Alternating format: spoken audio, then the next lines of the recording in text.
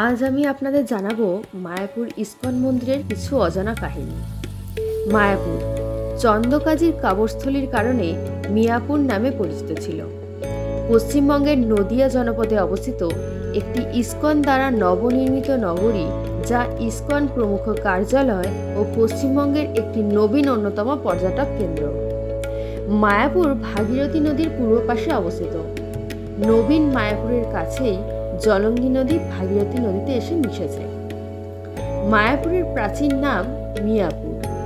মুসলিম অধ্যুষিত এই স্থানটি বিশেষত চন্দ্রকাজির কবরস্থলী এবং মুসলিম ইসলাম অনুগামী মৎস্যজীবীদের বসতির জন্য পরিচিত ছিল।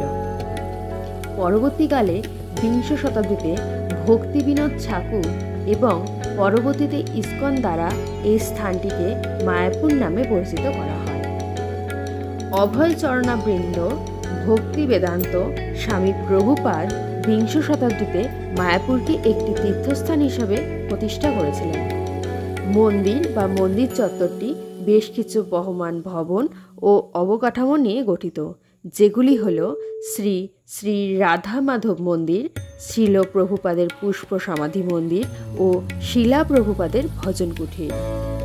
এবার আসা যাক কি করে আপনি প্রবেশ করবেন ওই মন্দিরে, কি করে পৌঁছাবেন ওই মন্দিরে। মায়াপুর কলকাতার সাথে সড়ক পথে যুক্ত। নিকটবর্তী রেল স্টেশন বলতে গঙ্গার অপর পারে শ্রী নবদ্বীপ ধাম রেলওয়ে স্টেশন রয়েছে।